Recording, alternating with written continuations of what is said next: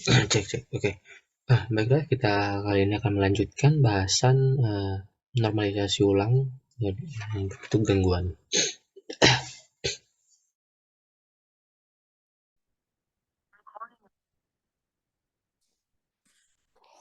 Oke, kita lanjutkan.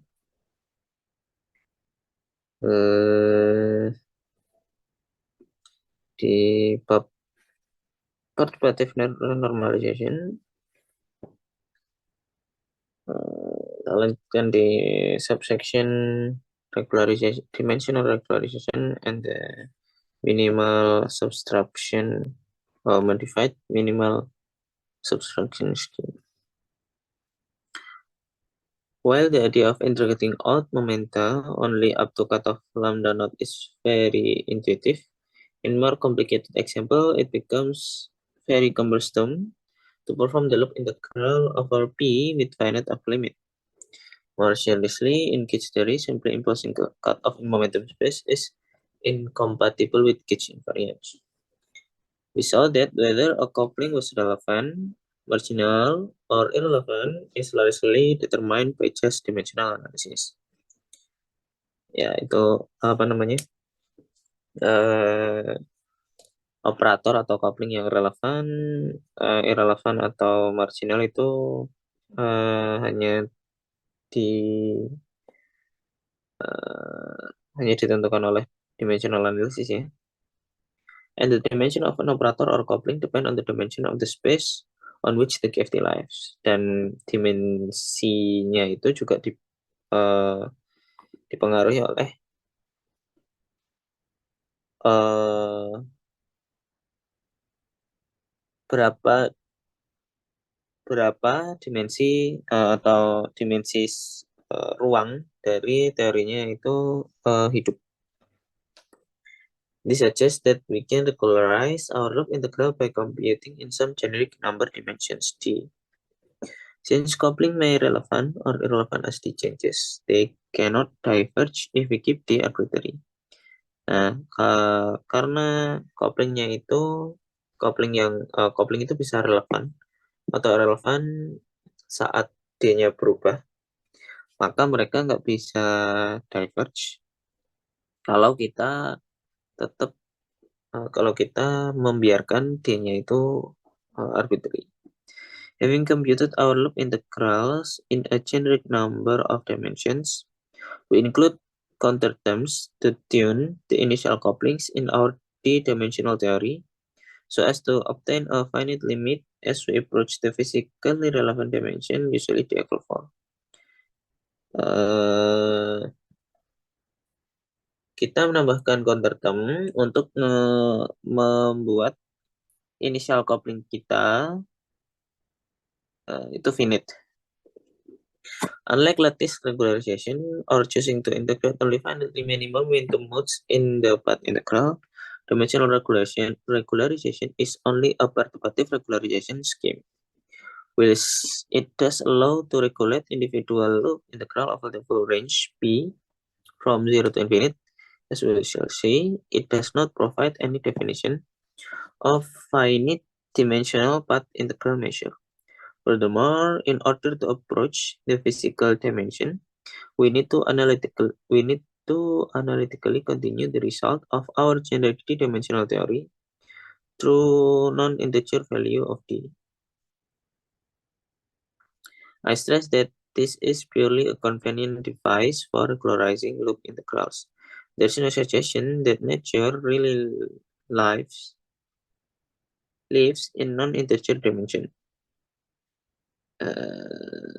Ya, ini hanya approach untuk dimensi-dimensi yang fisis dan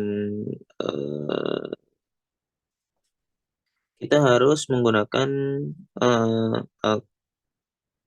analytically continue atau secara analitik hasil kita untuk di dimensi yang umum melalui non-integer value of d ya. Nanti kita pakai non-integer value of d dan kita harus membuatnya menjadi dimensi D yang umum. I said that this is purely a convenient device for regularizing loop integral. There is no suggestion that nature really lives in non-integer dimensions. These conceptual shortcomings are compensated by its practical convenience. Dimensional regularization is very easy to implement.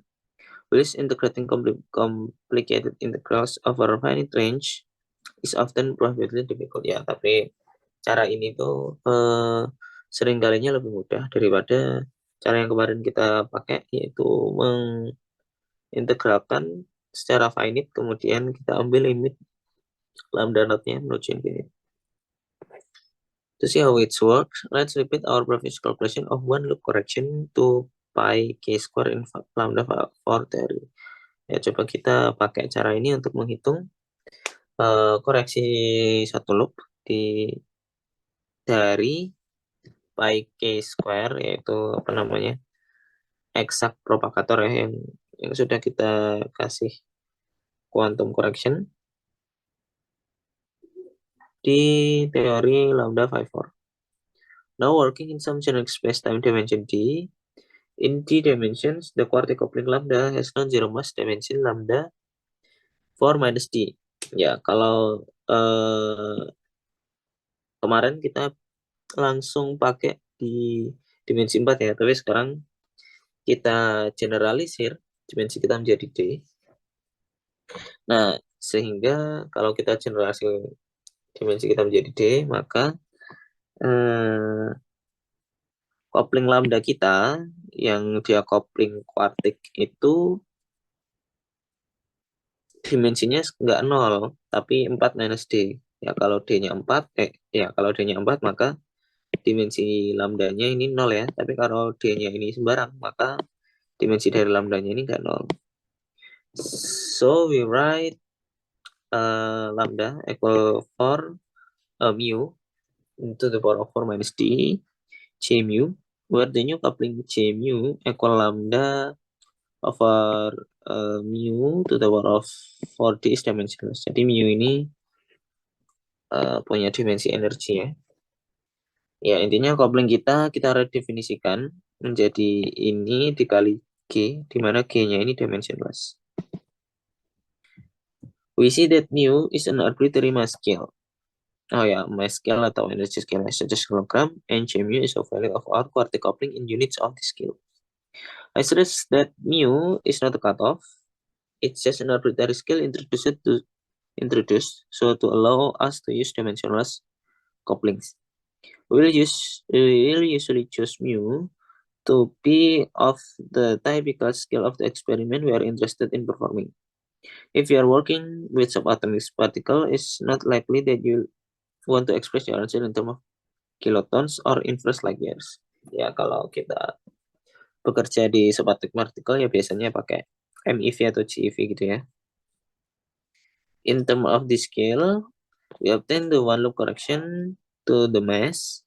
Ya, jadi kalau menggunakan konvensi ini, maka one loop correction kita ini dikali dengan kalau yang kemarin itu ininya lambda saja, sekarang jadi G mu to the power of 4 minus D. Dan yang ininya itu untuk dari 0 sampai tak hingga ya, atau dari minus tak hingga sampai tak hingga. Untuk yang provokator di loopnya. Dan kita ubah DDP-nya, Euclidean measure-nya menjadi spherical measure, ya D-1, volume S D-1, seperti kemarin.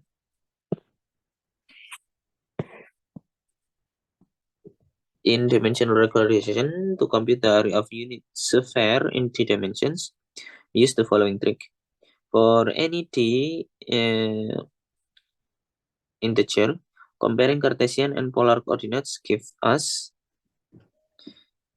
ya ini integral Gaussian biasa. Kalau integral quotientnya untuk D kali, maka ini akar D. Ya, karena kita tahu integral tangga sampai tangga pangkat minus x square dx itu sama dengan akar pi ya. Dan kalau ya kita ini kan dari 1 sampai D, ini xi ya, ini berarti pangkat D. Dan ini bisa kita ubah jadi polar koordinat. Kalau dikali berarti pangkatnya bisa ditambah, dan xi sigma xi square itu sama dengan r square. Kemudian dxi-nya nanti berubah jadi ini dan dikali dengan ini kayak seperti kemarin-kemarin seperti biasa. Nah, kemudian ini itu tidak lain adalah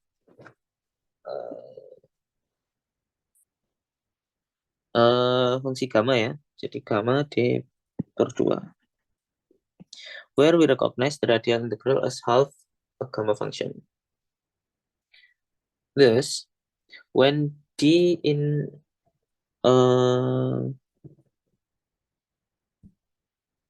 n, we have volume d minus 1 equal 2p pangkat d per 2 gamma d per 2 ya, ini sering kita pakai sebelum-sebelumnya juga. We now define this to be volume s minus d for any d in any complex coordinate by analytic continuation ya. Ya, yang awalnya volume d-nya ini itu d-nya ini anggota integer, bisa kita pakai analytical continuation untuk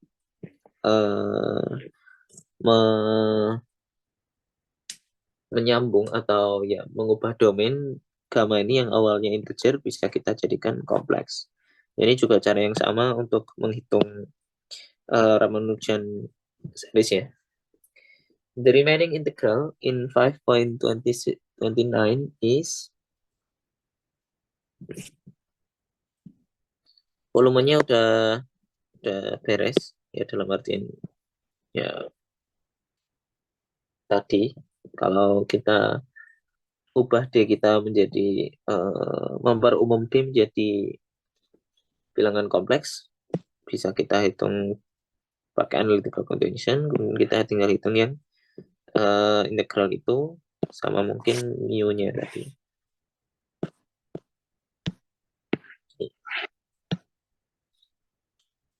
Nah, kemudian kita substitusikan atau kita ubah measure kita jadi dp square, sehingga ini jadi p square d per 2 minus 1. Ya, tidak susah ya, dan ini jadi setengah. Itu basic. Kemudian dari sini ke sini, nah ini kita pakai substitusi U itu sama dengan M square per P square plus M square. Dari sini ke sini pakai substitusi tadi. Kemudian kita cermati bahwa ini adalah integral beta function ya, atau kalau pakai gamma function ya jadinya ini ya, tetapi intinya ya intinya begitu. Atau nanti bisa dicoba sendiri kalau mau tahu secara detail. And in the last line, we recognize the integral form of the Euler beta function ini. Jadi kalau ada integral ini, dia sama dengan ini ya.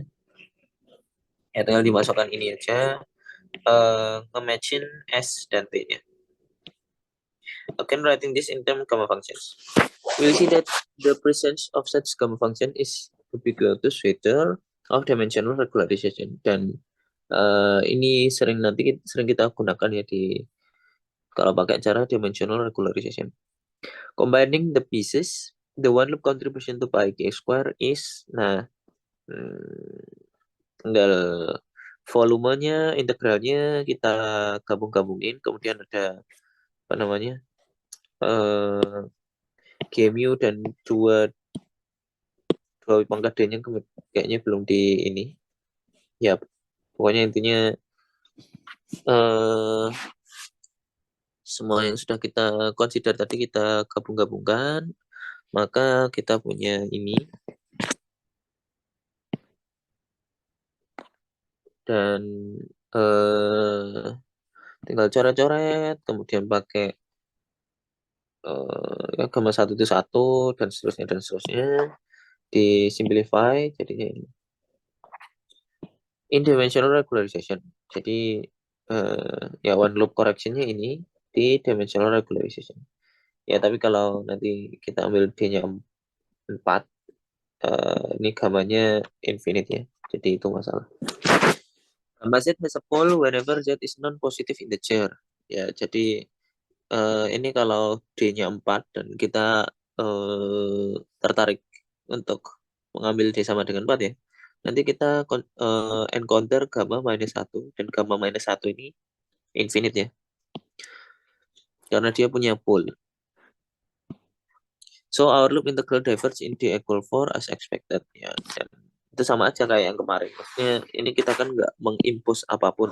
Ya jadi harusnya kalau kita nggak ngapa-ngapain ya D sama dengan 4-nya diverge. More precisely, the gamma function, the asymptotic expansion gamma E, gamma epsilon is proportional to 1 over epsilon minus small gamma plus big O epsilon as epsilon approach 0 from positive. Where gamma, small gamma is approximately 0.577 is known as the Euler-Mascheroni constant. Thus, if we set D equal 4 minus epsilon, nah jadi untuk menghindari divergence-nya, kita ambil D-nya itu enggak 4, tapi 4 dikurangi epsilon, dengan epsilonnya itu suatu bilangan yang sangat kecil. Sehingga one loop correction kita itu seperti ini. Untuk D sama dengan 4 minus epsilon. Ya tinggal ininya diganti ini ya. Dan juga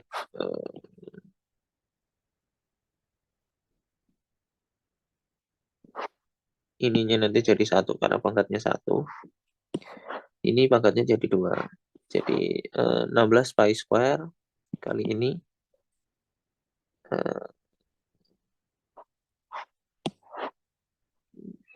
let's try ya. K mu M square 4 minus D minus epsilon jadinya mu per M pangkat pangkat epsilon per 2 harusnya sih 16 pi square. Ini gamma pangkat epsilon per 2. Nah, gamma pangkat epsilon per 2 nya jadi ini.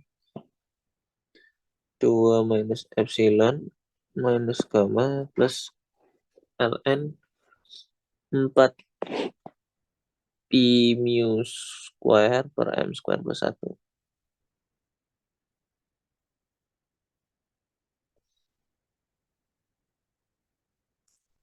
Harusnya seperti itu.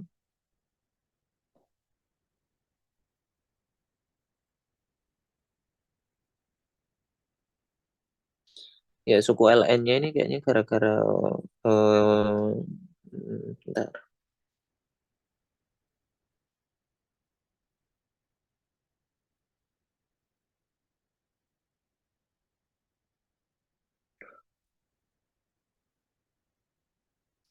Sebenarnya suku ln-nya itu gara-gara nge-expand ini ya, nge-expand 4pi nya nanti ada pangkat epsilonnya dan dia kalau di-expand dia akan ada ln-nya. Yang mu per M-nya juga begitu. Ekspansinya pakai Taylor ekspansi harusnya. As epsilon approach to 0. The divergence we saw as lambda naught to infinite in the cutoff regularization has become a pole in T equal for in-dimensional regularization. The logarithm mu square over m square is perfectly finite.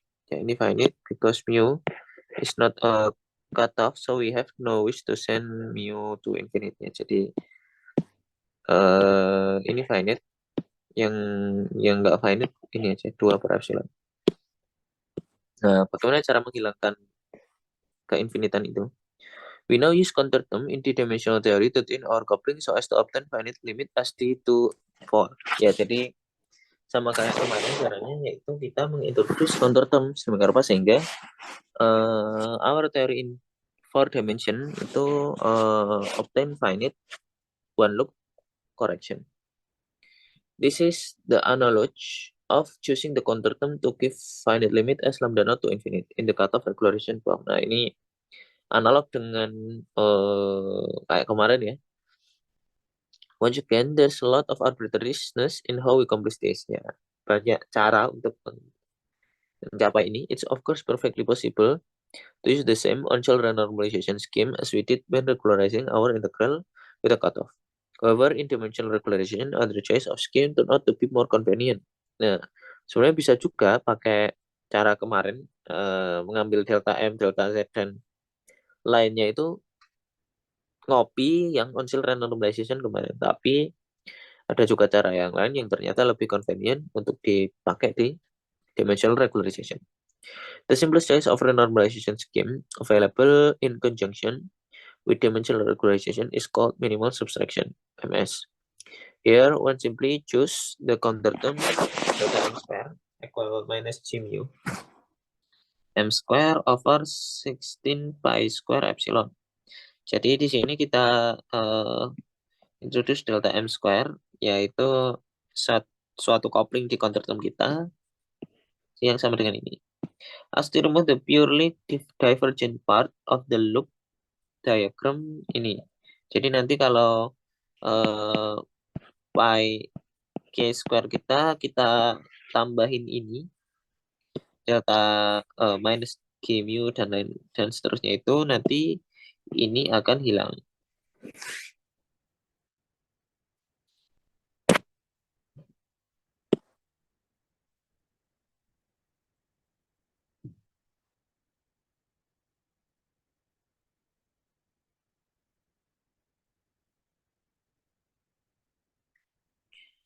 Ya, harusnya seperti itu. So as to remove the pure divergent part of loop in the diagram, loop diagram 5.39.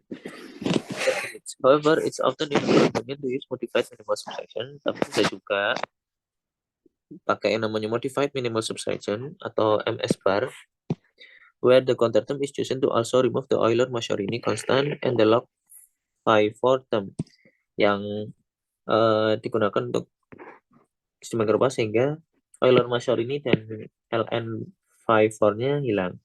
In this case, we find, nah kalau ditambahin dengan delta m square ini, maka koreksi satu loop kita jadi which is perfectly fine in T equal 4. Note also that in T equal 4, the dimensional coupling G coincides with the original coupling lambda. Dan G mu-nya kalau di dimensi 4 itu sama dengan lambda ya. Let's also take a look at the renormalization of the quartic coupling. Nah, sekarang tadi udah look di mass couplingnya. Yang ini. Sekarang bagaimana dengan regularization dari quartic couplingnya? Like lambda itself, the loop integral 5.13 have mass dimension 5.13.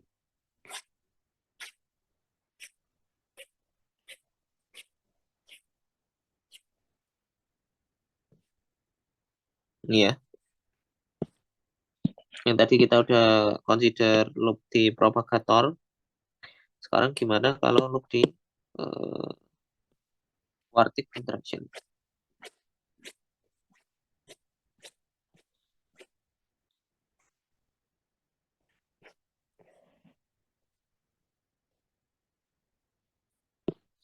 Nah, tadi ada suku lambda kuadrat integral D pangkat 4 P per P pangkat 4. Sekarang kalau kita eh, pakai D dimension ini, itu jadi lambdanya tadi ya ini jadi 2 lambda. Kemudian ini jadi D. eh, yang ini jadinya D ya. Kemudian dibagi 4, dikurangi 4. Lambdanya 4 min D seperti tadi kita hitung. Dan ini nanti sama dengan 4 min D hasil akhirnya.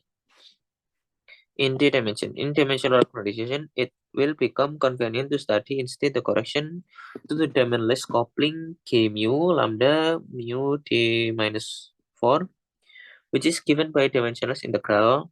Ya, lambdanya kita substitusikan jadi K mu per mu pangkat D minus 4 ya.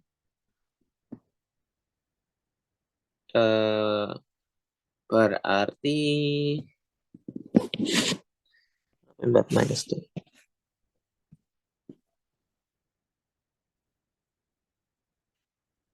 Harusnya kalau lambda square berarti ini 4 minus D square juga.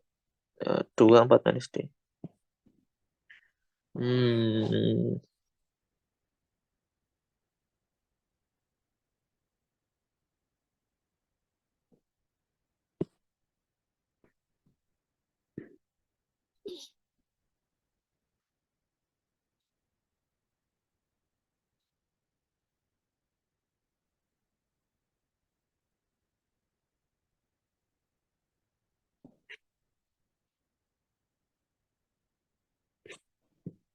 Coba kita lihat 5.13 lagi.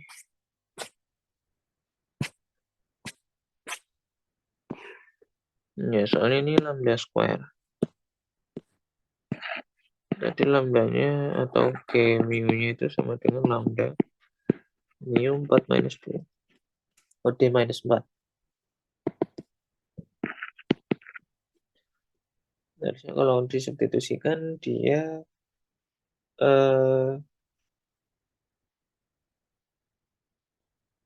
jadi mu. Lambdanya sama dengan K mu kali mu 2 kali 4 minus D.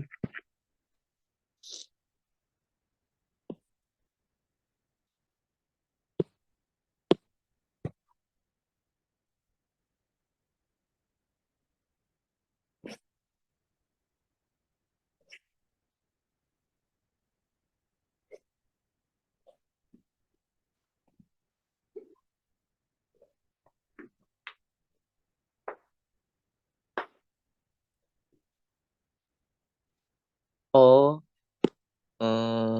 si ininya itu juga ngeluarin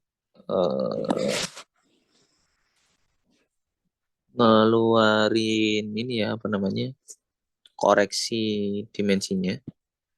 Jadi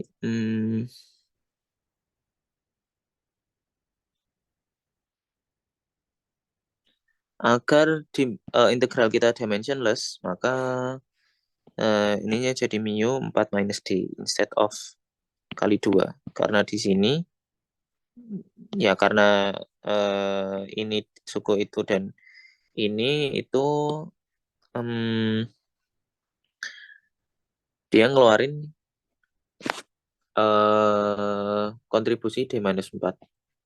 Ya intinya kita kalikan mu sedemikian rupa sehingga integral ini dimensionless. Corresponding to one loop Feynman graph we saw earlier. As before, setting Ki equals 0 to extract the correction to the pure Pfeiffer coupling the quantum effect correction we have. Nah, sekarang kita setting Ki equals 0 karena kemarin kita sudah bahas bahwa untuk suku-suku Ki yang tidak sama dengan 0 itu irrelevant. Maka integral kita jadi ini. Kita tinggal ubah ini ddpm-nya menjadi integral di spherical coordinate. Kemudian seperti biasa kita ubah measure-nya jadi dp square. Kita pakai apa namanya, substitusi yang sama kayak di atas, dan ya kita ending up with this kind of function ya. Ini pakai beta function kayak tadi dan akhirnya itu. Thus, using our result 5.31 for volume ST-1. Nah, maka ya volume ST-1-nya disubstitusikan, nanti Indian kita dapat persamanya seperti ini, dan ketika kita ambil D-nya itu sama dengan 4 minus E, di mana E-nya itu sesuatu bilangan yang sangat kecil, dan nanti kita ambil limit epsilonnya sama dengan 0, maka kita bisa dapetin this kind of term. Seperti itu.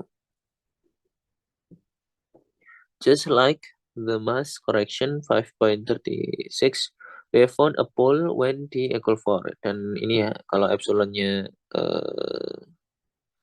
nanti apa namanya, D-nya kita ambil ini, maka ini diverge karena ada 2 per epsilon.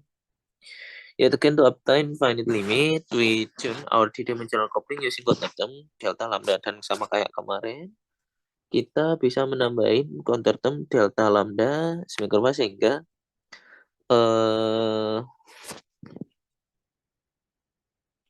koreksi dari vertex interaction-nya itu finite. Jadi kita ambil delta lambda-nya ini. Removing both the pole as epsilon to infinite and gamma minus log for phi terms. Altogether, restoring H bar in the minimal modified minimal subtraction scheme, we found that the quantum effective action scalar field has quartic coupling with strength. Jadi kalau di sini kalau kita ambil delta lambda-nya seperti ini, maka K efektifnya sama dengan ini ya, K mu dikurangi ini. Here the leading term is the classical coupling, which may be thought as a one-point interaction tree diagram with 4 unpreceded external X, while the order H bar term is the result of our one loop combined with the contribution of a divided minimal subtraction counter. Once again, this result is perfectly finite in D equal 4, dan ini finite D equal 4. In exactly 4 dimensions, the phi for coupling is naturally dimensionless, i.e. it's just a number.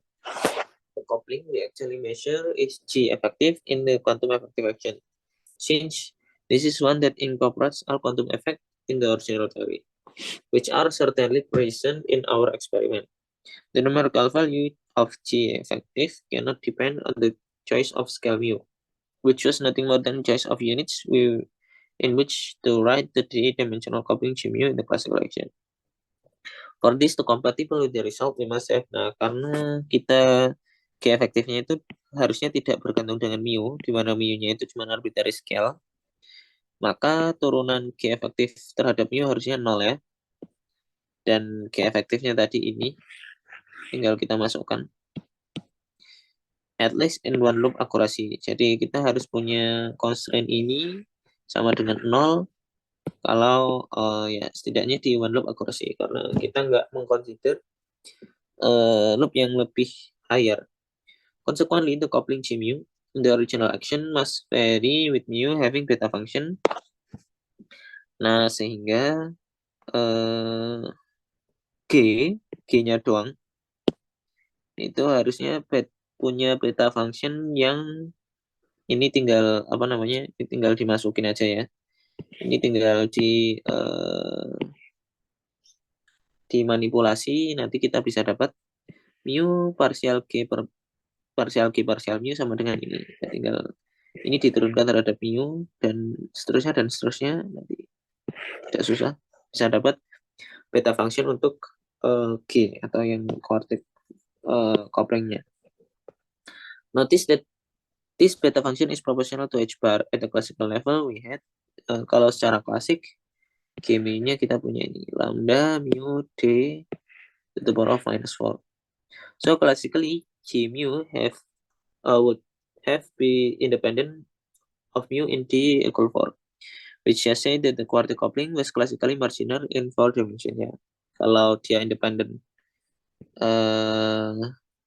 terhadap mu, maka artinya dia marginal ya.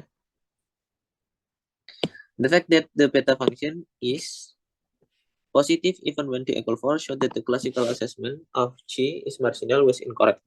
And in fact, the Corti coupling is actually marginally irrelevant in d equal 4 ya. Sebenarnya dia marginally irrelevant ya karena beta fungsinya itu positif. Kalau beta fungsinya positif, nanti berarti dia surprise ketika kita ambil infrared atau IR harusnya. At least in the neighborhood of the quotient critical point. Solving for 5.46 photocoupling gives ya ini kalau kita dan ini hasilnya sama ya kalau kita ingat-ingat kayak kemarin, maksudnya untuk yang kemarin itu hasilnya sama dengan ini, bukan kayak kemarin sih, yang waktu di Q&A dan waktu di bahas bab 4 itu hasilnya sama. Dan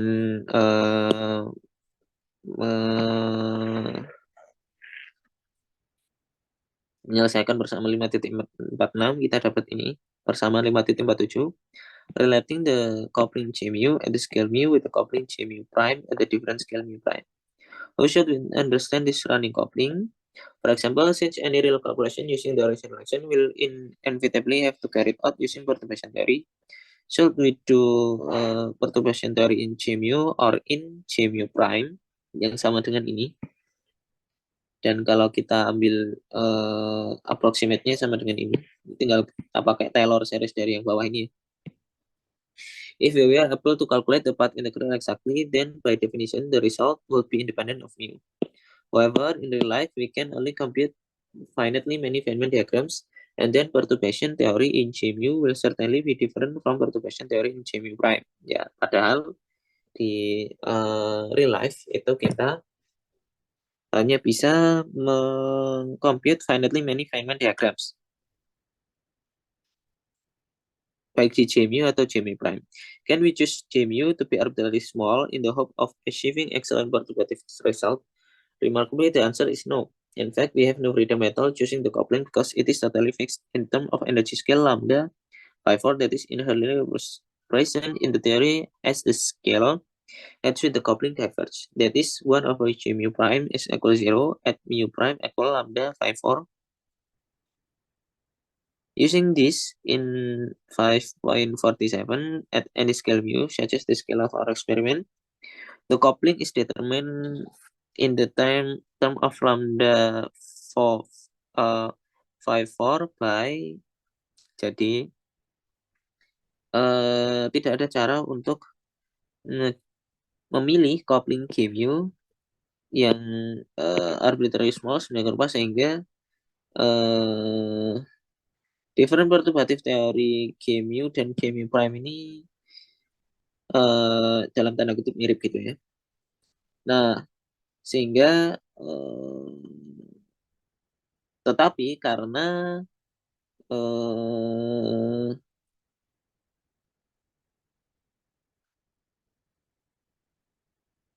K mu prime itu fix di suatu energi scale lambda phi 4 yang membuat teorinya itu atau couplingnya itu diverge. That is 1 over J mu prime equal 0 at mu prime equal lambda phi 4. Nah, kalau kita impose ini ke sini, jadi kalau ketika mu prime-nya itu sama dengan lambda phi 4 dan seperti mu prime-nya itu 0, maka bersama 5.47 tadi bisa jadi ini. Jadi mu prime-nya jadi lambda phi 4 as long as one loop result for running may be considered accurate. Note that the scale lambda phi 4 can be given invariant, meaning by measuring it in terms of the physical mass and physical of the particle. Ini mirip kayak kemarin ya jadinya hasilnya. We simply have to hope that J mu is very small than 1 at the scales we are interested In so, the perturbation theory can stand a chance of being reliable, and 5.48 shows that this will be the case only for the experimental energy below lambda 54 is an example of dimensional transmutation at work. Oh, salah. The fact that we have traded dimensional coupling G for an energy scale lambda 54 is an example of dimensional transmutation at work. Jadi kita menukar ya dimensional coupling G untuk suatu energi scale lambda 54 itu salah satu ciri bahwa dimensional transmutation kita itu bekerja atau adanya dimensional transmutation. However, something is not quite right here. To define a continuum KFT, continuum KFT itu maksudnya KFT yang dia sensible ketika kita ambil lambda atau cutoff-nya itu menuju infinite. With finite value of relevant and marginal coupling at our experimental scale mu, we tune our initial coupling to be closer and closer to the critical surface, so as to keep the scale at which the renormalization group trajectory passes closest to the Gaussian critical point finite. Our treatment of 5-4 theory, including a counter term lambda delta lambda, was based on the classical picture that this quartic coupling was marginal. We now realize that, in fact, it's marginally irrelevant. It's marginally irrelevant. Like the irrelevant phase to the power of 6 and higher couplings we considered earlier from a Wilsonian point of view, it's in principle possible to generate an irrelevant quartic coupling in quantum effective action. But its value should be fixed in terms of genuinely relevant couplings, which give coordinate along the renormalization group trajectory. However, in the scalar theory, the only such relevant couplings are the mass and kinetic term ya. Jadi kalau di lambda 54 yang atau di scalar itu yang relevan itu hanya suku massa dan suku kinetik saja. We can solve the theory of a massive free scalar exactly, and we know that no non-trivial quartic coupling is generated, dan tidak ada dan quartic coupling yang terbangun itu hanya yang trivial saja. This is the only value of the quartic coupling that really exists in continuum is lambda equals 0, and we say the theory is trivial. Our perturbative treatment is not powerful enough to say what really occurs when we hit into the deep UV. Where the couplings become large, perturbation theory certainly breaks down in this region. More simplified treatment indeed show that lambda 54 does not exist at continuum as a continuum KFT. Ya. Jadi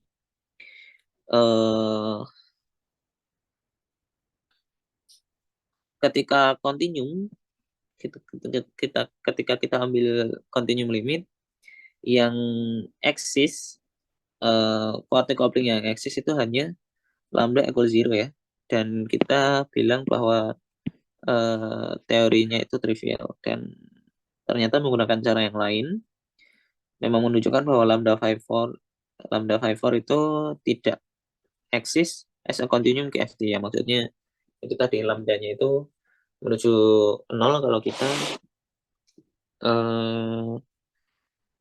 kalau kita menginclude quantum correction juga.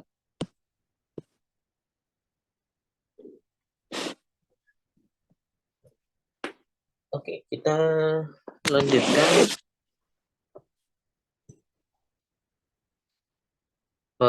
pembahasan kita kemarin dan tadi. Kita udah membahas untuk contoh scalar teori yang paling sederhana. Sekarang kita lanjut ke dalam tanda kutip real problem, yaitu one loop renormalization of quantum electrodynamics.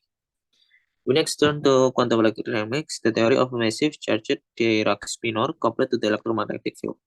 The classical action for this theory is aksi klasik dari quantum electrodynamics itu ini ya. Kita udah bahas ini di quantum teori 1. Dia 1/4 pi E square F minus psi bar bla slash plus M psi, where the covariant derivative in the fermion kinetic term is nabla slash psi equal gamma mu partial mu minus I A mu psi. And the Dirac matrix gamma mu obey anti-commutator gamma nu equal plus 2 delta mu nu. I'm working in conventions where this gamma matrices are each anti-Hermitian atau gamma mu decker itu sama dengan minus gamma mu ya. And then the generator S mu nu equal I over 4 commutator gamma nu on of the compact rotation group SOT are all Hermitian. Unlike the boost generator for the non-compact group SOG minus 1, 1. In Euclidean signature, it's also natural to define psi bar equal psi decker without the factor of gamma not which play no distinguished role. Ya, kalau di Euclidean signature ini nggak berubah ya. Maksudnya psi barnya ya psi decker aja. You should check that the action 5.49 is then real. In order for the covariant derivative gamma mu equal partial mu minus I A mu to make sense, the gauge field must have mass dimension 1. Jadi A mu-nya itu harus punya masa atau apa namanya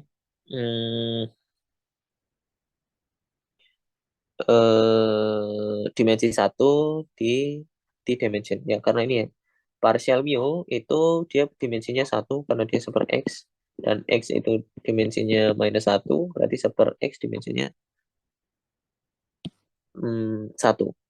Nah, karena ini dimensinya 1, dia juga harus ditambah atau dikurangi dengan suatu quantity yang dimensinya 1 juga. Thus the electric charge E has mass dimension 4 minus D over 2. Kenapa? Karena ini dimensinya minus D. Sehingga agar aksinya ini dimensionless, maka ini F mu nu atau E kuadrat F mu nu ini dimensinya harus D. Dibagi 2 berarti seper E F mu nu. Ini dimensinya harus D per 2. F mu nu ini dimensinya 2. Sehingga seper E ini dimensinya D per 2 minus 2. Atau berarti E itu dimensinya 2 minus D per 2. Atau 4 minus D per 2. So, at the classical level, we expect that E is relevant when D to the when D less than 4. Ya, kalau D-nya itu less than 4, maka E-nya ini positif, dan kalau E-nya itu positif, maka dia relevan. Dan dia relevan ketika D-nya itu lebih dari 4, dan marginal ketika D-nya sama dengan 4.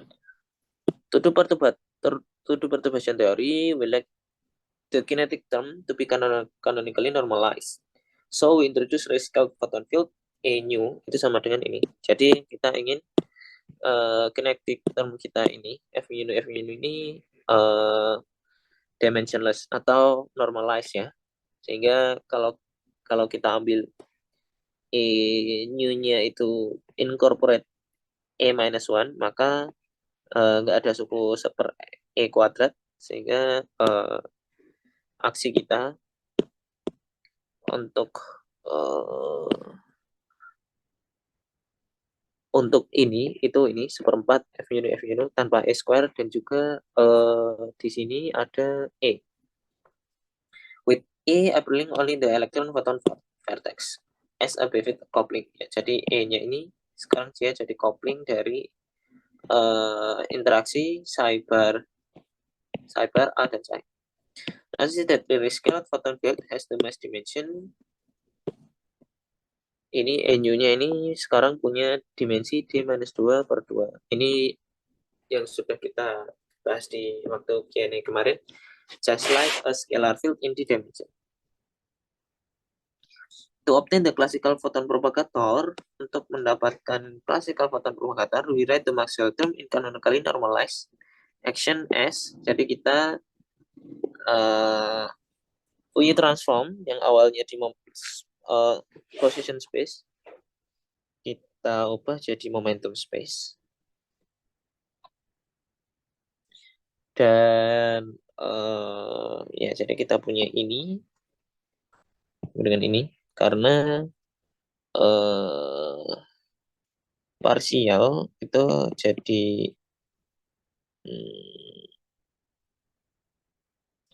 AIK ya. Dan yang di sini adalah apa namanya bagian konjugatnya, makanya di sini ada minus.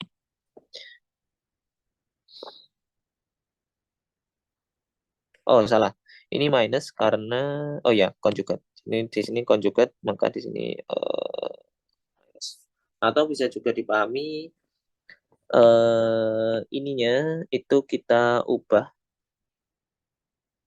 argumennya kita ubah minus k sehingga ininya jadi minus k. Kenapa bisa kita ubah? Karena dia even ya, even function sehingga kalaupun kita ubah jadi minus k itu nggak merubah apapun. Bentar, bener nggak?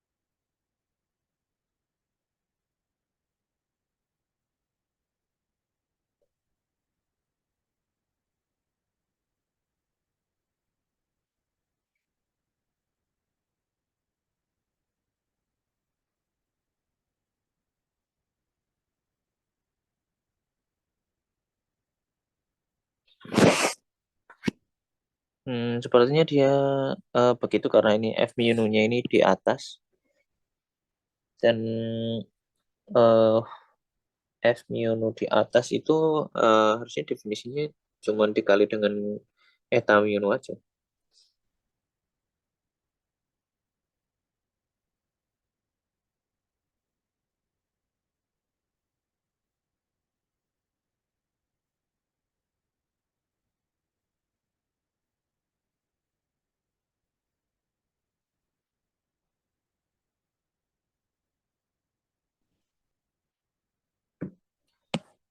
Kita lihat apakah ada pembahasan. In term of an integral over momentum space.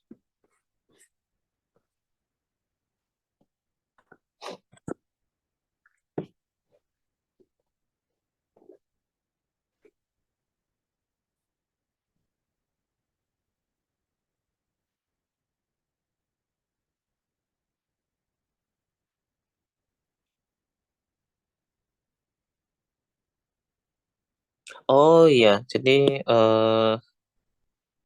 ini ini dan ini F minus dan F minus nanti kalau kita V transform itu indeksnya harus beda dan nanti akan muncul apa namanya delta Dirac sedemikian rupa sehingga argumen yang ini itu jadinya minus dari argumen yang ini gitu. Jadilah seperti ini. That's the best what I can say and I'm happy with that.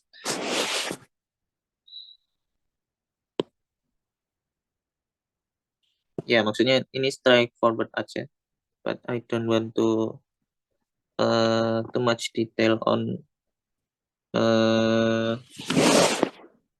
membahas itu. Tapi kalau dari sini ke sini nggak terlalu ini juga, dia cuma strike forward aja. Ini dikalikan ini kalau dikalikan ini jadi K bisa dibilang sebagai delta mu nu K square.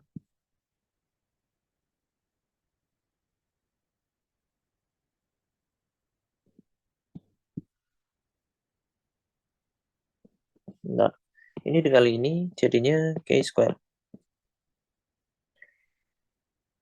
Oh, ada anu-anunya ya.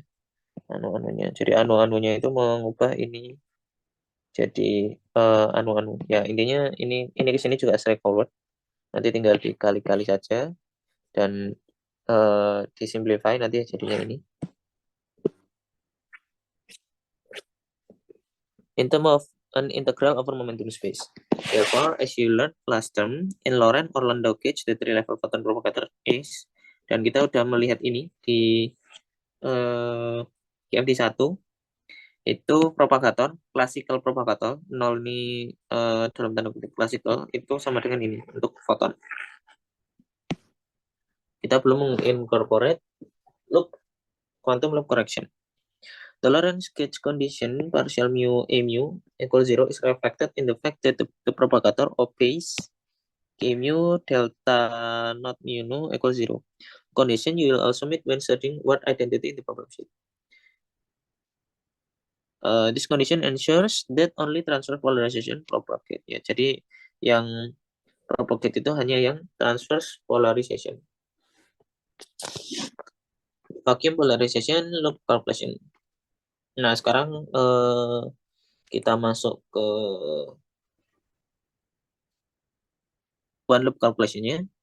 In quantum theory, the exact Lorentz gauge photon propagator delta mu yang kita definisikan sebagai ini, di mana ini sudah mengincorporate semua one particle interaction juga ya. Diverse from the classical expression 5.54 5.53 because of the photon interaction charged electron field. The exact propagator, ini namanya exact propagator yang ini, accounts from the effect quantum fluctuations of the electron field have on photons propagation. In exactly the same way as we did for the scalar field theory earlier, or even earlier and t equal 0 and t equal 1, to incorporate these effects, we write ini sama dengan ini.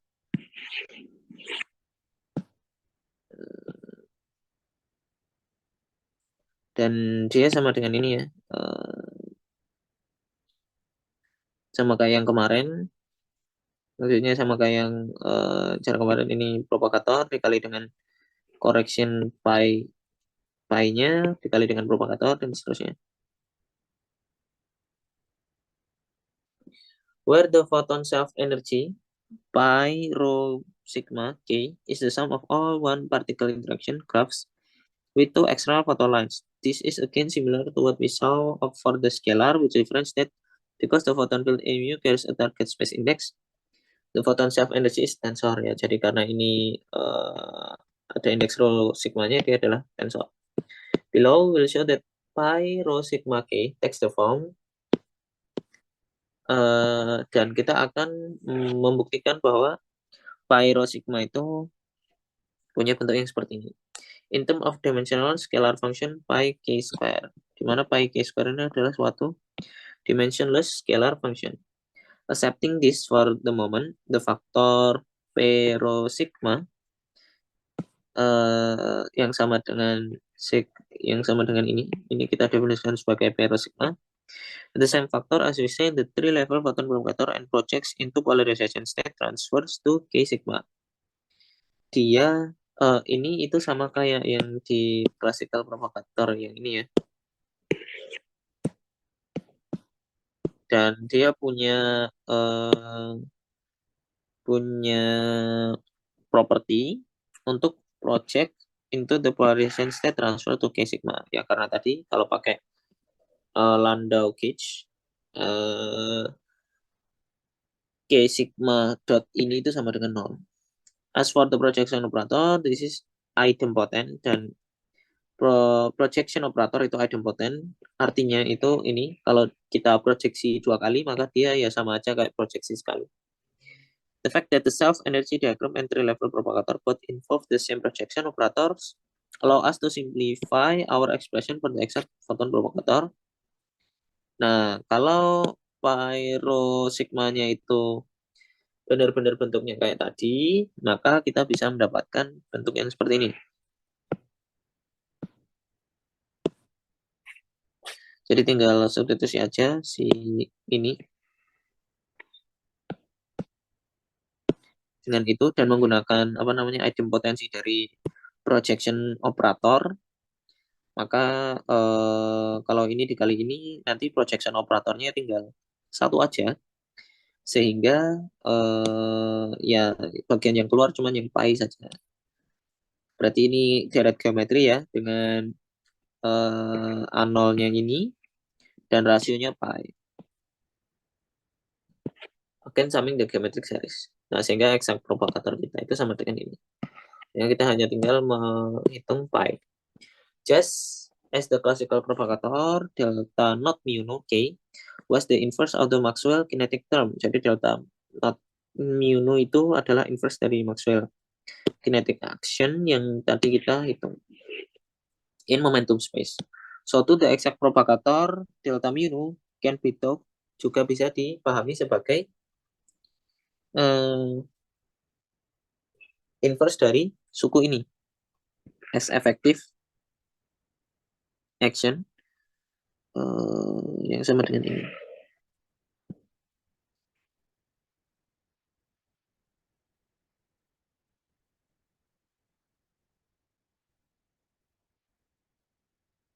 Ya, jadi ada tambahan ini 1 min PK kuadrat karena kita punya suku itu di situ.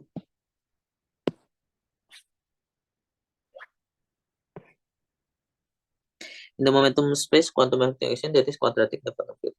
We interpret the factor of 1 minus pi k square as representing the effect of quantum fluctuation in the electron and photon fields on the photon's propagation. In particular, if we expand pi k square as a power series in k square, the part pi 0 that is independent of k square just provides an overall factor multiplying the classical Maxwell action. In other words, in position space, this term is, jadi kalau we interpret the factor of 1 minus pi k square as representing the effect quantum fluctuation ya tadi ya. Dia ini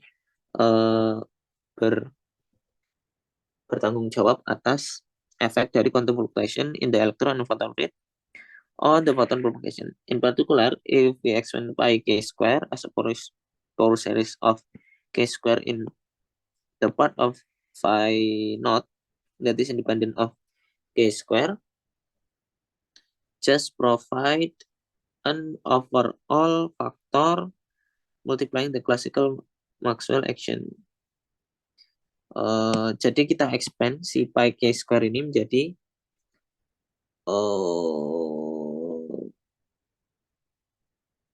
harusnya dia jadi pi naught ya, dia jadi pi naught plus suatu suatu suku lagi ya, dan pi naught-nya itu yang leading term-nya pi naught dan dia bisa keluar dari integralnya, dan kita identifikasi ini itu adalah ini 1/4 dengan setengahnya nih ya, jadi 1/4 F nu ddx.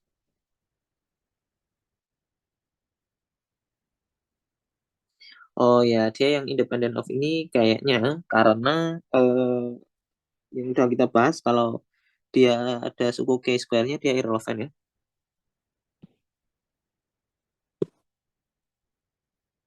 And so contributes to wave function randomization for the photon. As always, remaining k square dependent term in pi k square corresponding to infinite series of higher derivative ya, tadi ya saya sudah jelaskan.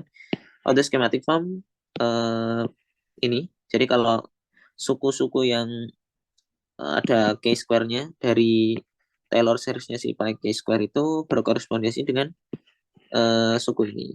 This infinite series can means that the effective theory is non-local, but the higher derivative coupling are irrelevant in the equal for. So at low energy, non-locality is strongly suppressed at length scales larger than the inverse electron mass. After this general consideration, let's now compute the leading contribution to the pi rho sigma k. We will make use the dimensional regularization, so it will be convenient to work with dimensional coupling k mu. Jadi kita pakai cara yang barusan kita bahas tadi, yaitu dimensional regulation, bukan cutoff regularization. Ya, karena regularization itu banyak ya. So it will be convenient to work with dimensional coupling GMU introduced into the classical action via ini. Jadi kita mengintroduce suatu coupling dimensional coupling GMU in terms of arbitrary mass scale mu. Thus the electron photon vertex is written as ya jadi tinggal apa namanya substitusi aja karena elektron photon vertexnya itu punya suku E ya, E saja ini. Maka E saja itu sama dengan karena ini E square berarti kalau E saja itu sama dengan wait. Oh ya, kalau E saja sama dengan mu 4 min D per 2 atau di sini 2 min D per 2 dikali G mu dikali ini di akar. At splitting order in H bar, the unique loop graph we need to consider is dan one loop graph dari photon provokatornya itu ini ya. Where the virtual A plus A minus pair is formed and then reabsorbed. Jadi ini apa namanya vertexnya itu karena vertexnya isinya ini ya. Ini berarti vertexnya isinya foton atau positron foton dan salah positron elektron dan foton. Jadi ini vertexnya isinya foton, positron, elektron atau yang kebalikannya. Jadi ada positron foton yang format kemudian reabsorbed di sini. There is no symmetry factor here because unlike the propagator for real scalar field, the electron positron propagator is oriented ya. Karena dia oriented maka simetri faktornya itu enggak ada.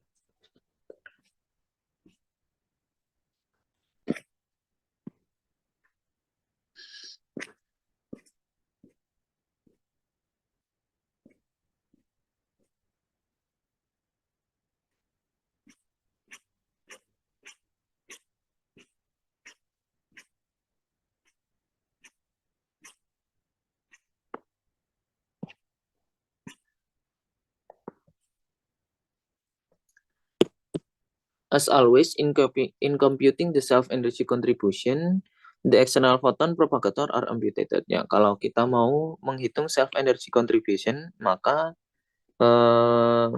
external photon propagatornya amputated ya. The Feynman rules from 5.50 gives, 5.50 itu yang mana? 5.50. Oh, yang ini ya. Feynman rules dari GD kita yang biasa ini.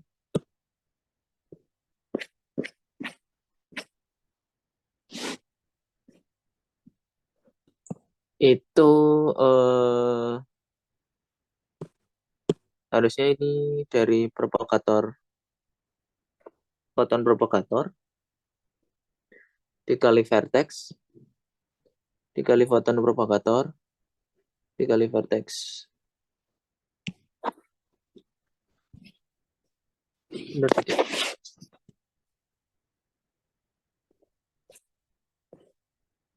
Oh, salah saya. Jadi vertex dikali dengan propagator dari Dirac propagator karena ini fermion ya. Kemudian dikali dengan Dirac propagator lagi, kemudian dikali dengan vertex karena kita amputated yang photon propagatornya. Nah, sehingga dia jadinya seperti ini. Jadi suku IG harusnya IG-nya bergabung dengan ini, tapi karena IG-nya bisa keluar maka dia dikeluarin. Intinya IG ini berasal dari vertex, ini vertex, ini vertex. Ini propagator dari Dirac yang atas, ini propagator dari Dirac yang bawah. Dan kita integralkan untuk seluruh DDP, untuk seluruh kemungkinan P. Jadi kalau kita lihat tadi skematiknya, ini kan K. Ini ke sini K, jadi misalkan ke sana P, maka yang sini adalah P min K. Dan karena P-nya ini bisa sembarang, maka ya kita integralkan untuk semua kemungkinan P-nya. Itu tadi. Jadi yang atas yang ini momentumnya P, yang bawah ini momentumnya P min K. Makanya tadi ada P dan P min K ya. Ini P dan P min K. Dan bawahnya ini tinggal kita samain penyebutnya kayaknya. Oh enggak, kita kalikan dengan dirinya sendiri ya. Yang atas berarti dikalikan dengan dirinya sendiri juga, yang bawah dikalikan dengan dirinya sendiri. Dan kita pakai identitas ini, P slash square sama dengan P square. Jadinya kalau ini dikalikan dengan yang bagian P slash plus M-nya, dia nggak akan berubah.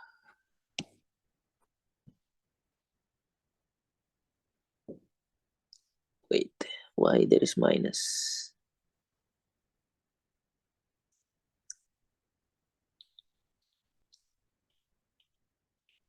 Oh ya, karena I P slash plus M dikali dengan minus I P slash plus M ya. Untuk ensure bahwa nanti ini jadi P slash square plus M square, atau berarti sama dengan, salah. Jadi P slash square plus M square square, dan ini nanti sama dengan P square plus M square square. Ini P square. Enggak. Oh enggak square square. Ini benar. Ini.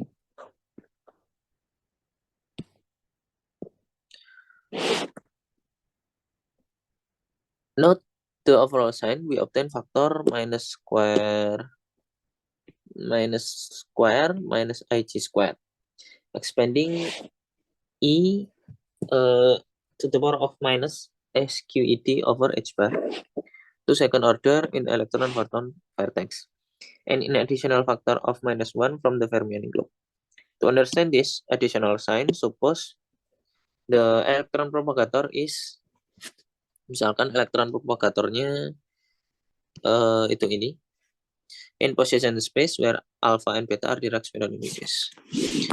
Expanding the SQED to second order in electron photon vertex, we meet a term. Jadi kalau ini SQED-nya kan ada integral something itu ya, integral seperempat F nu F nu dan seterusnya akan ada suku interaksi ini elektron photon vertex. Dan untuk yang second order-nya berarti dia ada 2 kali. Jadi eksponensialnya kita Taylor serieskan gitu. Maka dia sama dengan ini. Dan ini itu sama dengan time ordering dari ini ya.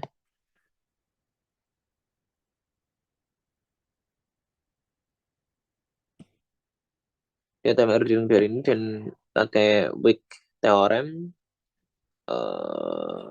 dia akan jadi seperti ini.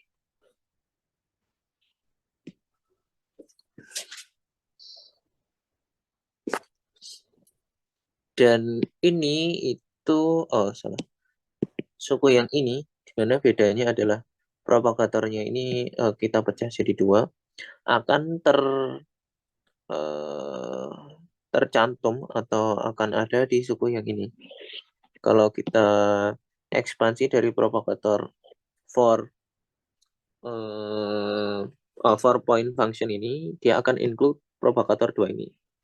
Karena 4 point function ini enggak yang terkoneksi aja. Jadi 4 point function kan bentuknya seperti ini. Ini salah satu yang terkoneksi, tapi ada juga yang tidak terkoneksi yang seperti ini. Ini salah satu 4 point function juga. Nah, dan tapi ditambah yang lain gitu ya. Jadi yang ini itu tercantum dia adalah subset dari ini.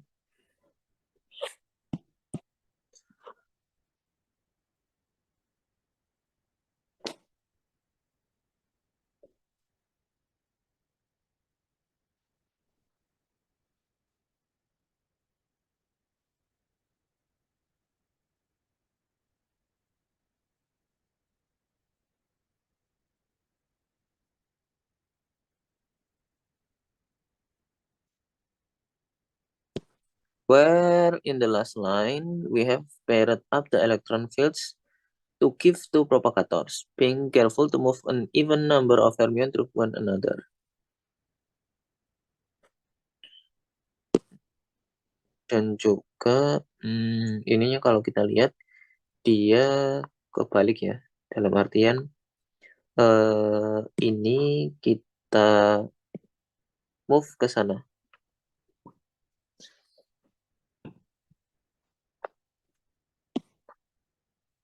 Tapi karena dia even, maka minusnya itu tercancel. However, the term psi alpha ini itu sama dengan minus dari ini karena dia fermion, jadi kalau dibalik dia minus.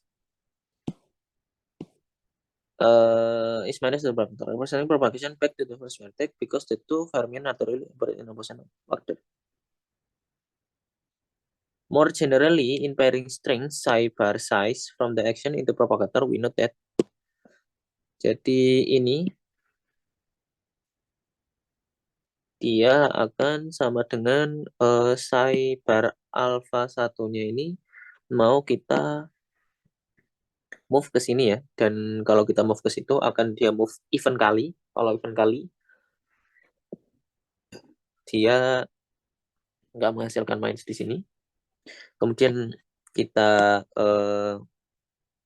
kita pecah menjadi beberapa propagator dan kita identifikasi ini adalah propagator S beta 1 alpha 2, ini propagator S beta 2 alpha 3 dan seterusnya. Tapi kalau di sini dia kebalikan, dia adalah minus dari propagator beta N dan alpha 1, beta N dan alpha 1. With all but one propagator naturally in the correct order. You should check as an exercise that the same result holds no matter which order we choose to jump up the fermions. Thus, we always obtain an additional minus sign beyond this in the individual propagator and vertices for every fermion loop. Nah, ini kenapa kalau di fermion loop itu ada minus signs karena ini tadi. Dan ini sebenarnya juga kita singgung sedikit di GLT1 ya. Artinya di fermionic loop itu ada additional minus sign ini. Sepertinya dia mau ngomong itu. Iya, jadi dia trace back dari awal ke expanding exponentialnya dan bla bla bla bla bla bla, dapatlah bahwa memang kalau fermionic loop itu ada extra minus sign di sini.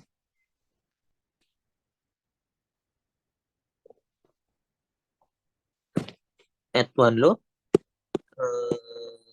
the minus sign can equivalently be understood as coming from the fact that the integral of a Grassmann valued electron field give determinant delta slash plus m in the numerator of the remaining part integral.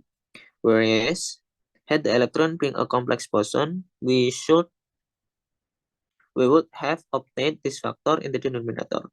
Exponentiating this determinant into effective action exponential minus gamma a over h bar also shows we get an extra minus sign for the fermion loop.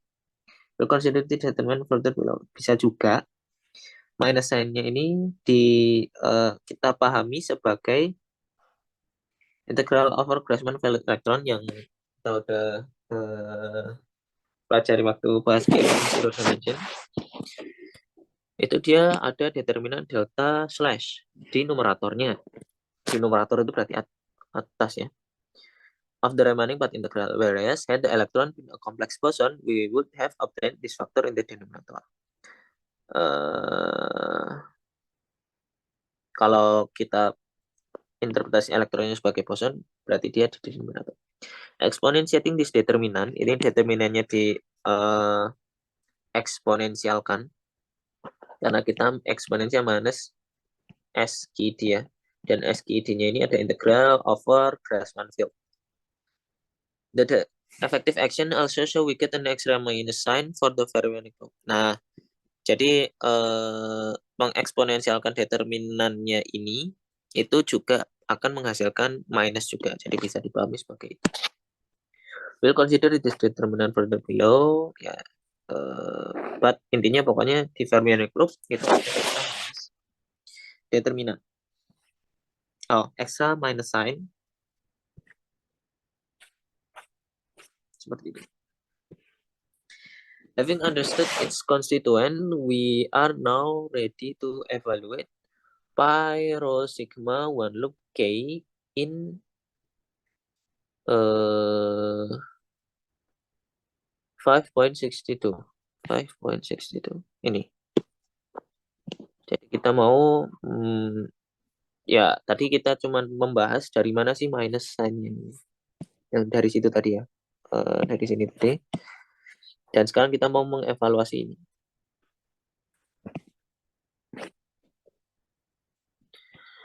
Nah, kita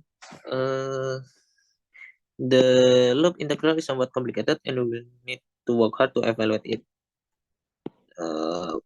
Footnote 51. Don't worry, asking the reproduksi laborious calculation not sort of thing I can for action ya. Si David Skinner ini nggak akan ngasih soal yang seperti ini di exam. Ya karena ini cuma laborious work aja. We begin by rescaling the Feynman trick 5.17 that allow us to combine the two propagator in 5.62.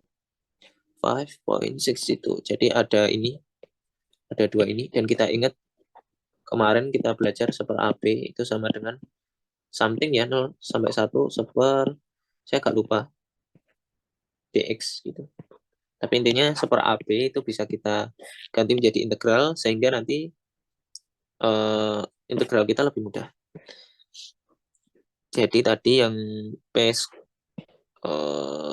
ini ya, integralnya ini seper AB itu sama dengan 0 sampai 1 dx per A 1 min X ditambah BX square.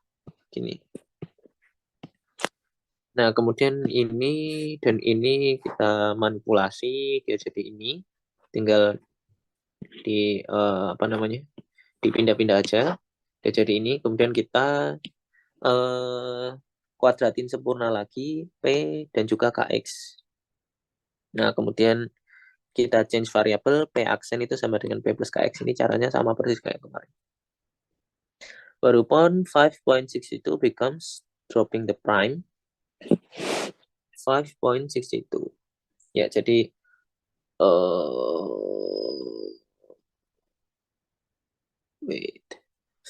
where we have introduced delta sama dengan m square plus ini associa. Jadi P-nya diganti ini P aksen. Jadi ini jadi P aksen kuadrat ya. Tapi nanti P aksennya kayaknya direlabel jadi P lagi. Kemudian sisanya ini jadi delta. Ya udah sih, dia cuma melakukan itu sih.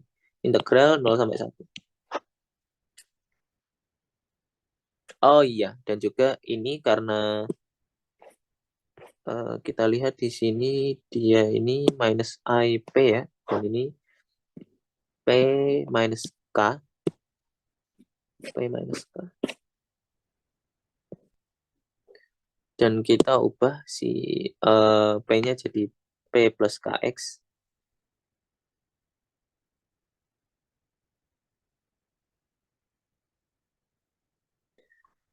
Oh iya, jadi P-nya ini diubah jadi P plus KX ya. Ya sebenarnya P aksen plus KX, tapi P aksennya kita relabel lagi. Sehingga dia ini jadi P saja, yang ini jadi P plus KX, kemudian ya ini juga berubah. Jadi yang awalnya P jadi P plus KX. Tapi karena ini translationally invariant, maka nggak apa-apa. The next step is to perform the trace over the Dirac matrices. Nah, kemudian ini trace dari Dirac matricesnya ini harus kita hitung. We'll do this treating the Dirac spinor as having 4 components. Footnote 52. In certain supersymmetric theories, it is often convenient to work instead with 3-dimensional spinors, which is known as dimensional reduction, rather than dimensional regularization. Jadi kalau di supersymmetric lebih convenient bekerja dengan D-dimensional spinor dan dia disebut dengan dimensional reduction rather than dimensional regularization. Here we will stick with the simpler idea of naively working with a spinor representation SO4 rather than SOD. Ya, kalau di sini kita specify our dimension itu langsung D sama dengan 4. Thus, maka trace gamma rho gamma sigma itu sama dengan 4. Delta rho sigma ini identitas di D sama dengan 4 ya, seperti biasa. Yang di example sheet di Davidson juga ada. Tapi kita nggak membahasnya, maksudnya nggak nge-show. Tapi intinya ini benar. In Euclidean signature, so that, nah sehingga ini secara straightforward bisa jadi ini ya. Karena P slash ini mengandung gamma, P slash itu mengandung gamma, maka nanti ini gamanya ada 1, 2, 3, 4. Jadi ada 4 gamma, nanti pakai ini. Kemudian nanti kalau gamanya yang 2 kali, misalkan suku yang M gamma, M gamma, nanti pakai yang ini. But, ya pokoknya dari sini ke sini itu straightforward aja. Ingat-ingat pokoknya P gamma itu sama dengan P mu gamma mu. P slash itu sama dengan gamma mu P mu. Terus keep in mind kalau dummy indexnya nggak boleh berulang. Nanti dari sini kita bisa dapetin ini. Kemudian pakai ini ya. Also pakai identitas yang seperti itu.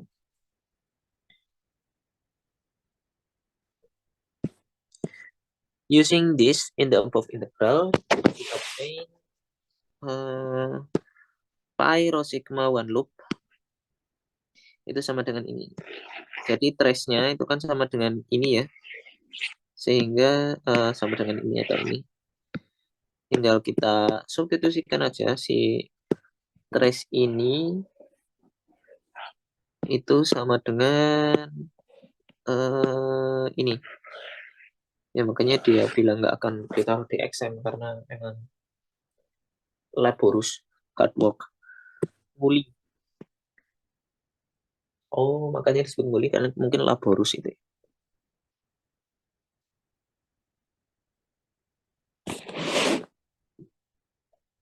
We are now ready to perform the loop integral.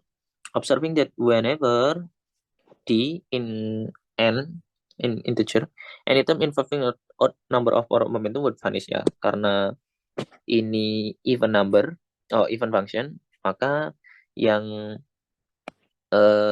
involving only odd power of momentum itu vanish ya. We drop this term. For the same reason, we replace PMU itu sama dengan ini, PMU rho sama dengan ini.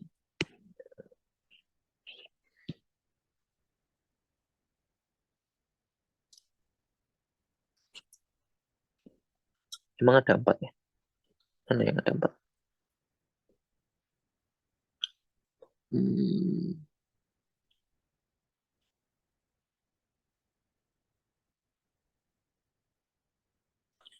Saya lihat dua kali P aja.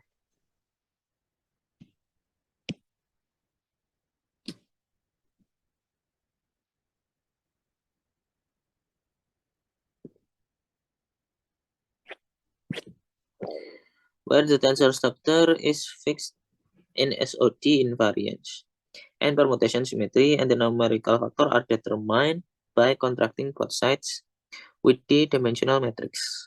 After this replacement, the integrand depend only on P square, so the angular integral may be performed trivially to obtain ini pakai apa namanya, perubahan dari Euclidean ke spherical seperti biasa, dan volume ini sama dengan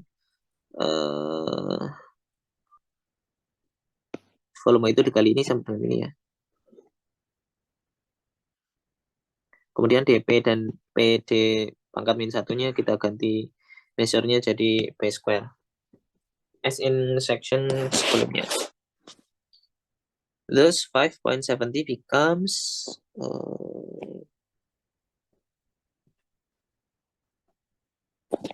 ya intinya pokoknya pakai ini dan ini. I don't think I see this term ya. Soalnya di sini aku cuman lihat P Pero, P sigma maksudnya cuman suku yang ini. Let's see, ini juga nggak square ya. Jadi I don't know why he include this term. Or maybe I missing something.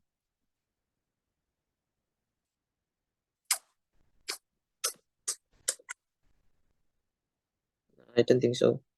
Yeah, I mean,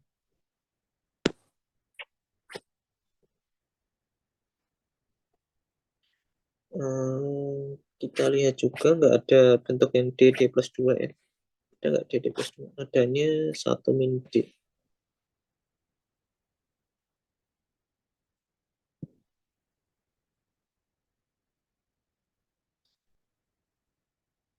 Iya, ya, but anyway, ini tinggal dikalikan dengan ini. Tinggal dikalikan dengan ini.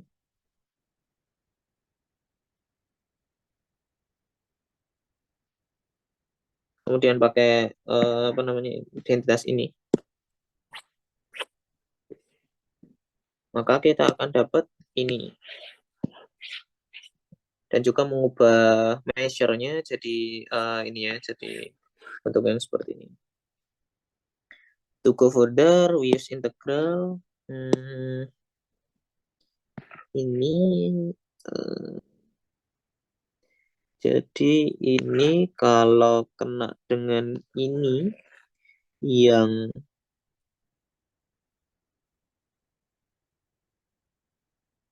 misalkan ini ya, misalkan ini dan ini, maka kan M square deltanya keluar. Jadi suku-suku yang terintegralkan itu otomatis yang bentuknya seperti ini aja. Atau suku yang ini juga harusnya ya, dia nggak ada suku P-nya kan, jadinya integralnya bentuknya seperti ini. Atau kalau suku yang lain yang bentuknya seperti ini, kalau kita kalikan dengan ini, maka pangkatnya dari si P square ini dia bakalan D per 2 karena di sini ada P square, maka dia akan jadi kayak gini dan dia jadi beta function yang seperti ini. Then we can evaluate using the substitution this and the definition of the Euler beta function. Putting everything together, one find that the one loop contribution to vacuum polarization is given by ya tadi yang integral P-nya kita impose, kemudian sisanya integral yang X. Dan sebetulnya ini tidak terlalu susah.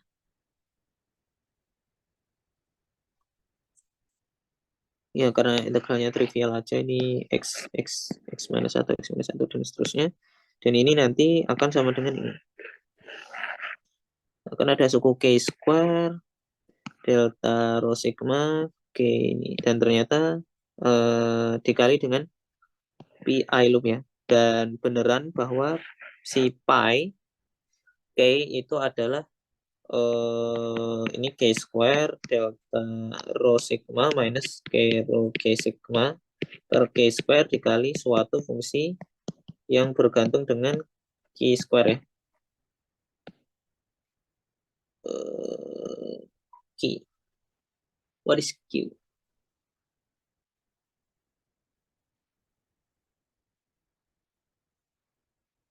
Ini harusnya Q. Ini harusnya K sih. Kenapa Q? Nggak ada Q di sini. By the last line we define P1 loop K square to P dimensionless quantity. Ini. Jadi nanti ada sisa itu. Dan ini menjawab atau menjelaskan janji dia tentang ini ya. Yang awal tadi ini. Jadi dia tadi bilang bahwa itu akan sama dengan ini, si one loop correction-nya atau photon self energinya itu akan sama dengan ini, dengan P K square-nya itu adalah dimensional scalar quantity, scalar function P K square. Ya, jadi intinya kita mau menghitung atau kita mau membuktikan bahwa itu sama dengan yang tadi. Dan kita juga sekarang sudah dapat bentuk eksplisit dari P lower one loop K-square-nya itu bentuknya seperti ini. Tinggal ini diintegralkan aja. And we recall that delta itu sama dengan ini. Nah, ternyata deltanya ada X-nya ya. Tapi I don't know this is easy or not because the dimension D is generic. As promised, the loop integral has come out proportional to the operator delta rho sigma minus K rho K sigma over K square. Projecting onto polarization transfers to K. Gauge invariance is also maintained in lattice regularization, but would fail if one simply impose a cutoff lambda naught. Jadi gauge invariance itu juga bisa di-maintain di lattice regularization, padahal kita nggak bahas lattice regularization ya. Cuman mungkin lattice regularization ini sebenarnya dipakai di condensed matter kayaknya, atau di QCD juga pakai. But would fail if one simply impose a cutoff lambda naught because the requirement the field contain value modes with P less than lambda naught is not preserved under gauge invariance or gauge transformation. Even if it is true of psi and chi separately. Footnote 53. In fact, the conceptually simple idea of integrating over modes only up to a cutoff can be done in gauge theory, but requires the introduction of higher amount of technology beyond the scope of discourse. See Costello book cited in the introduction. Ya, sebenarnya bisa juga integrating the over mode up to a cutoff itu bisa juga, tapi harus punya teknologi yang lebih gitu ya. Dan kita tidak consider ini. Jadi kita cuma pakai sebenarnya kan pakai dimensional regularization aja. The desire to maintain manifest gauge invariance was one of the main motivation to use dimensional regularization in the first place. Ya. Jadi untuk maintain the gauge invariance maka kita pakai dimensional regularization. And our result 5.74a 5.74a ini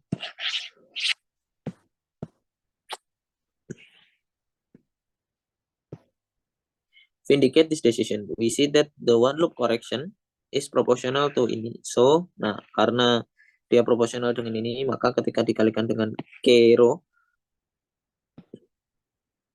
dia akan sama dengan 0. This signifies that the quantum evaluation is also gauge invariance, at least to order H accuracy, but in fact it holds in general. We'll express this important point further in the following chapter.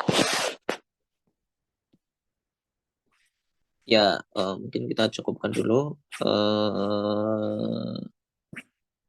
Ini hari ini kita membahas dimensional regularization dan kita pakai contohnya di lambda 5 teori dan juga di GED.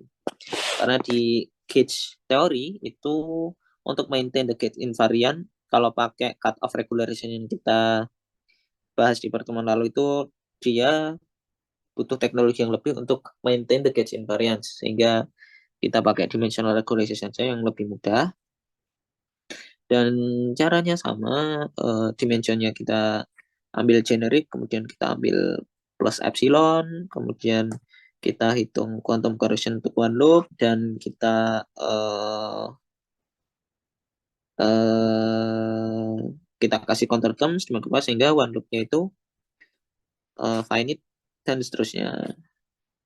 Dan kita akan, counter termnya belum dibahas ya. Kita akan bahas counter term di pertemuan besok.